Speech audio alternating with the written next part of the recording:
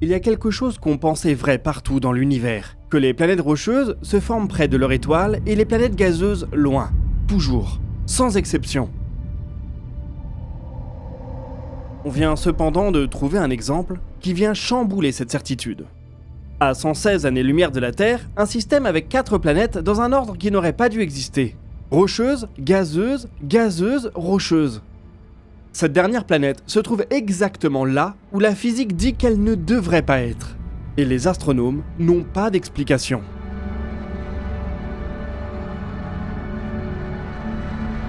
Leur meilleure hypothèse, ces planètes ne se seraient pas formées en même temps comme on le croit depuis des décennies.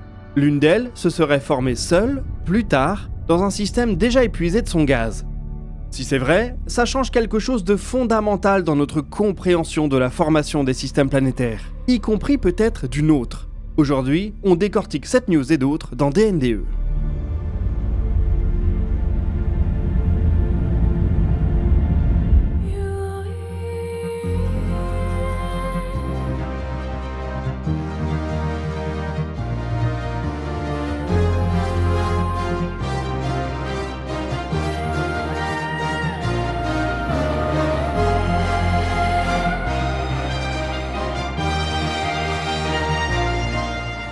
Bienvenue dans DNDE, l'émission qui vous résume l'actualité spatiale tous les mardis à 18h. Je ne vais pas trop vous surprendre en vous disant que je suis un féru d'exploration spatiale. Ce que vous ne savez peut-être pas à mon sujet, c'est que je suis aussi un fan d'exploration culinaire. Tenter de nouvelles recettes, parfois issues de pays lointains, je crois que c'est un plaisir assez universel. Bon, en vrai, cuisiner, ça demande du temps et un peu d'expertise. Et quand on a un travail et une vie bien remplis, on peut juste avoir la flemme. Et j'avoue, ça m'arrive parfois. Mais pas de panique puisque notre partenaire du jour HelloFresh propose une solution ultra simple pour explorer de nouveaux goûts de manière saine et sans se prendre la tête. HelloFresh, c'est un service qui vous livre directement à domicile des box remplies d'ingrédients frais, soigneusement dosés et des recettes faciles à suivre. Pas besoin de passer des heures à faire les courses ou à chercher l'inspiration pour vos repas. Tout est pensé pour que vous puissiez cuisiner des plats variés, équilibrés et surtout délicieux, sans que ça prenne des heures. Que vous soyez un pro des fourneaux ou un débutant en cuisine, HelloFresh s'adapte à tous les niveaux. Moi par exemple, j'ai assouvi ce midi ma soif de nouvelles saveurs avec ce bibimbap coréen avec miso, tofu, crudité, ultra savoureux. Bon, et je crois qu'ils ont compris que je suis un gourmand puisqu'ils m'ont offert le dessert à vie. Et c'est une offre qui est valable pour vous également. Avec le code HugoLisoire 2026, vous pouvez ainsi profiter d'un dessert offert à vie sur chaque box de votre abonnement. Il y a des lava cakes, des mousses à la pistache, du crumble, du tiramisu, bref, de quoi adoucir le quotidien. Ce code vous permet également d'obtenir chaque repas à moins de 3€ par personne sur votre première box. Si vous êtes prêt à explorer de nouveaux horizons culinaires sans trop vous prendre la tête, ça se passe en description sous la vidéo ou en scannant le QR code qui apparaît à l'écran. Et nous, on retourne aux actualités spatiales.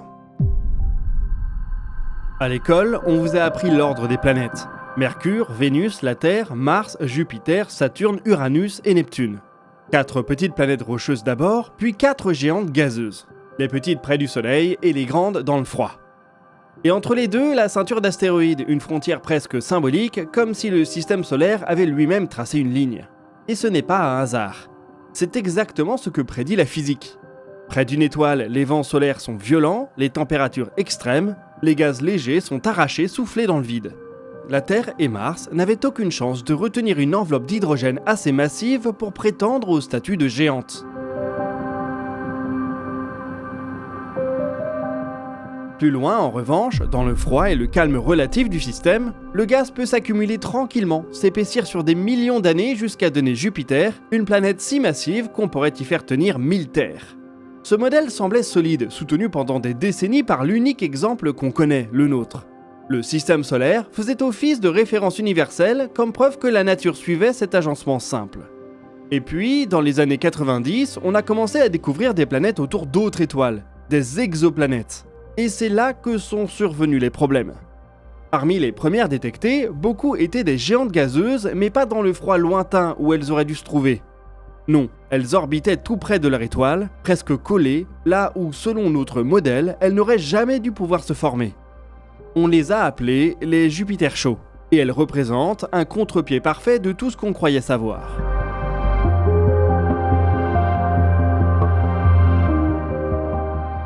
Il a fallu se rendre à l'évidence, les géantes gazeuses étaient plus baladeuses qu'on ne le pensait. Le modèle en a pris un coup, mais pas forcément un coup fatal, parce qu'il restait une certitude. Les petites planètes rocheuses, elles, n'avaient aucune raison de se trouver au-delà des géantes. Dans le froid, dans la zone gazeuse, ça n'avait pas de sens. Enfin, jusqu'à LHS 1903. LHS 1903 est un système centré autour d'une naine rouge, une étoile bien plus petite et bien plus froide que notre Soleil. Relativement proche de nous à l'échelle cosmique, ce qui en fait une cible de choix pour les télescopes. Entre 2019 et 2023, on lui a découvert 3 planètes, une rocheuse d'environ 1,4 fois la taille de la Terre, puis 2 planètes plus massives, gazeuses, l'ordre habituel, rien de notable.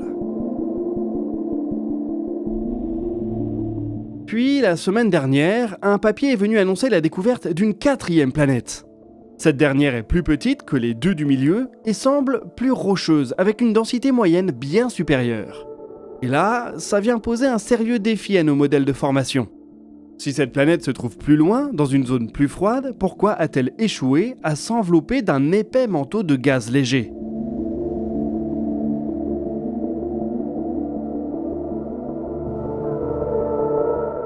LHS 1903 qui nous propose un sandwich de planètes semble difficile à expliquer.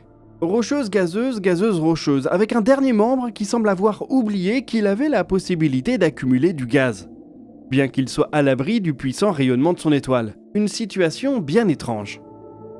L'équipe derrière la découverte propose une explication et elle est séduisante. Et si les planètes de ce système ne s'étaient pas formées en même temps ? Pas tout ensemble, dans un même disque de gaz et de poussière comme le veut la théorie classique, mais une par une, séquentiellement, comme des enfants qui naissent à plusieurs années d'intervalle. Les 3 premières planètes auraient suivi l'ordre qu'on connaît, rocheuse devant, gazeuse derrière, mais ces 2 grandes planètes gazeuses auraient été voraces. Elles auraient aspiré, accumulé, englouti le gaz disponible dans leur région du système, l'asséchant complètement. Quand la 4e planète aurait commencé à se former, il ne restait presque plus rien, pas assez de gaz pour s'en envelopper et grossir. Ses grandes sœurs lui auraient tout pris. Elle serait donc restée rocheuse par manque de matière.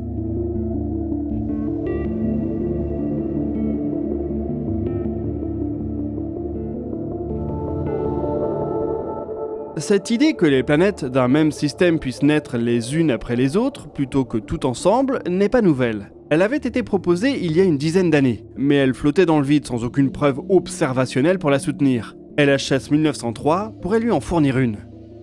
Si la formation séquentielle se confirme ici, ça ne change pas juste un détail dans un modèle, ça ouvre une question bien plus large. Combien d'autres planètes ont suivi ce chemin sans qu'on le sache ?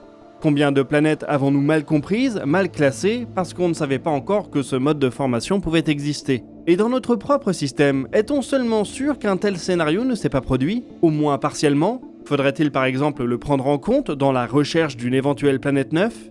Ce qui est certain, c'est que l'univers semble autoriser des systèmes planétaires bien plus variés que ce à quoi on pouvait s'attendre. Les petites planètes loin de leur étoile sont plus difficiles à détecter que les grosses qui gravitent tout près de celle-ci. Et naturellement, ça nous a donc pris plus de temps pour nous rendre compte que ces petites planètes lointaines existaient. Avec l'amélioration continue de nos outils de détection, on peut se demander si de telles découvertes vont se banaliser. Des planètes rocheuses très lointaines, peut-être témoins de modes de formation séquentiels. Cela ouvre en tout cas plein de questions fascinantes sur la diversité du cosmos, et donc des conditions qui peuvent peut-être laisser la vie apparaître.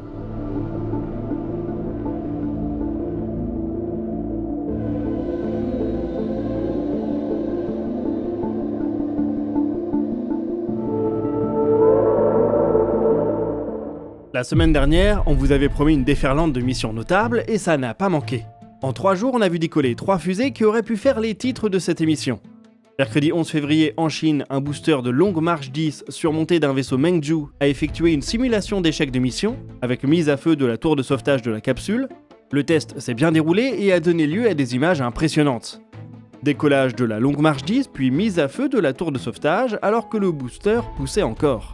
Il n'y avait personne à bord, mais nul doute qu'une telle procédure doit sacrément secouer. On a vu ensuite une capsule redescendre sous parachute pendant que le booster effectuait un soft landing dans l'océan juste à côté de la barge. Pour le lanceur, l'étape suivante consistera à tenter une vraie récupération avec le système de filet qui lui permet d'économiser des pieds pour se poser.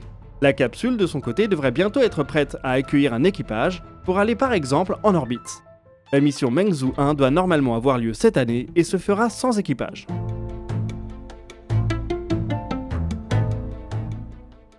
Jeudi et vendredi, ce sont les Européens qui nous ont régalé avec d'abord le premier vol d'Ariane 6 dans sa version à 4 boosters. Un succès total et un décollage dingue, Ariane 64 est venue nous rappeler la puissance brute de la propulsion solide.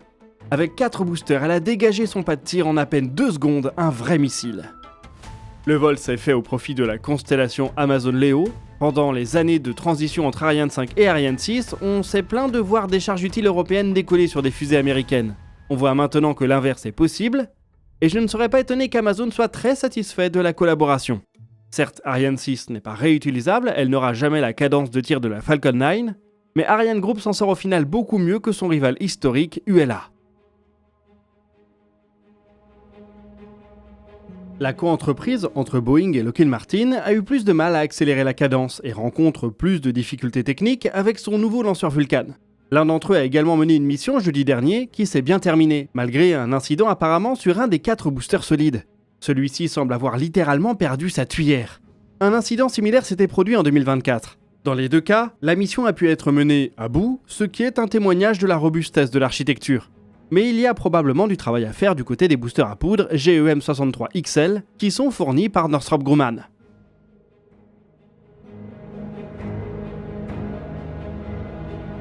Vendredi enfin, on a assisté au décollage de Sophie Adno à bord d'un vaisseau Crew Dragon, destination la Station Spatiale Internationale.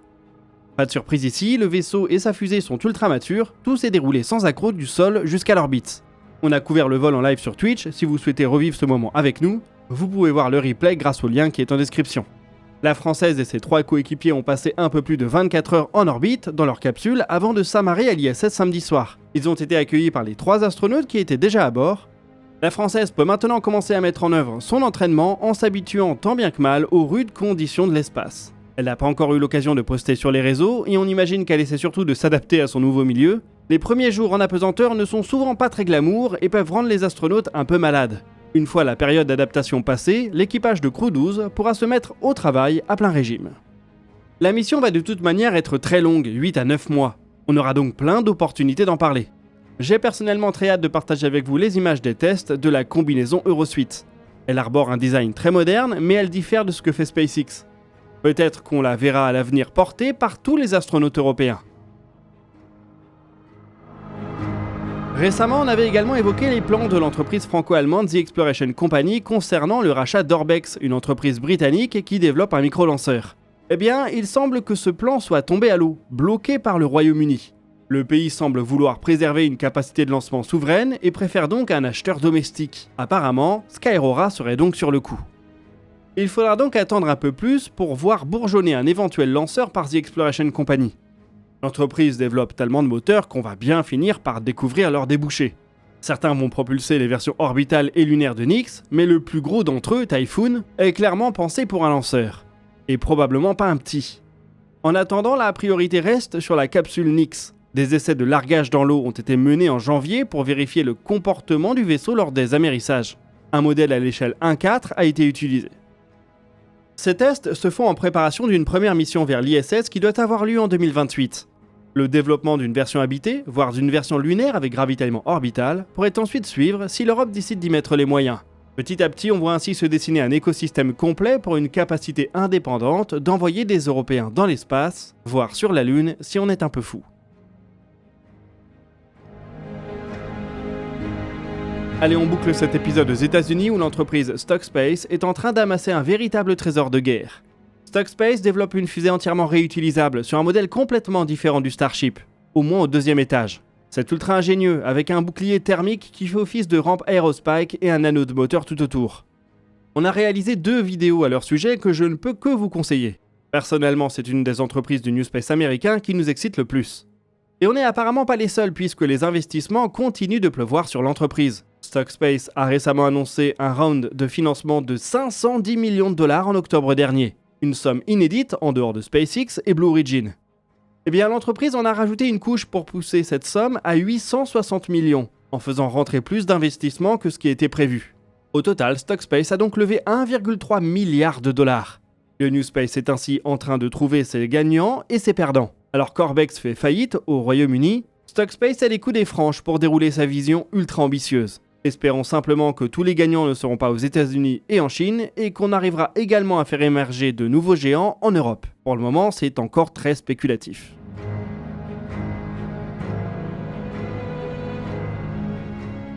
Voilà qui nous amène au bout de cet épisode de Dernière Nouvelle des Étoiles. Je vous rappelle que vous pouvez profiter des desserts offerts à vie sur votre abonnement HelloFresh grâce au code HugoLisoire 2026. Si ça vous intéresse, je vous oriente vers le lien qui est en description. N'hésitez pas à partager vos questions et vos remarques dans les commentaires, nous y répondrons dans une prochaine vidéo. Vous pouvez aussi voir la description pour retrouver nos sources et nos réseaux sociaux. Quant à nous, on se donne rendez-vous jeudi pour un nouveau dossier de l'espace. Et d'ici là, citoyennes, citoyens, portez-vous bien.